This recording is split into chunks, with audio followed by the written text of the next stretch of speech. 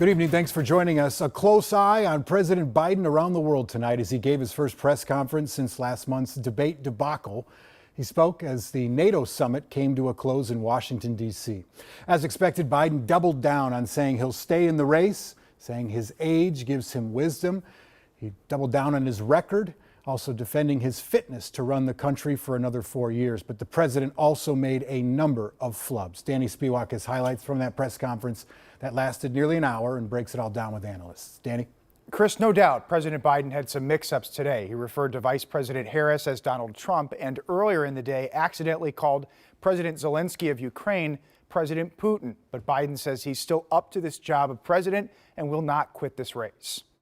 Thank you. Please be seated. At the closing of this week's NATO summit, President Biden defended his record on foreign policy. NATO's not only stronger, NATO is bigger because we led the charge to bring in Finland and Sweden into the alliance. Still, during his first solo news conference in 8 months on Thursday, Biden faced tough questions. Mr. President, your political future has hung over the NATO summit. How can you say you'll be up for that next year? Officials here are saying off the record that your decline has become noticeable. Biden dismissed these concerns and vowed not to leave the race. I'm in this to complete the job I started.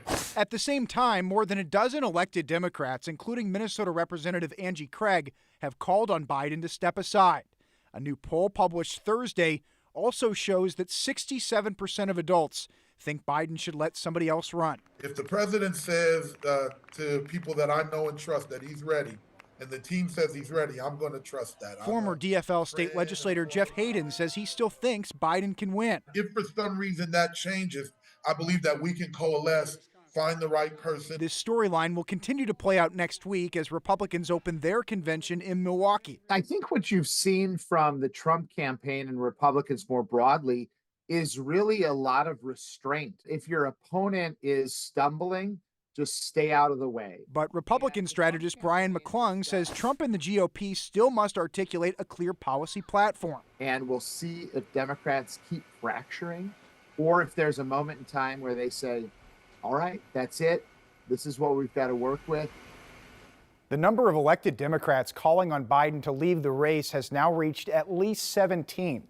That includes 3 more tonight. Representative Jim Himes of Connecticut, Representative Eric Sorensen of Illinois, and Representative Scott Peters of California.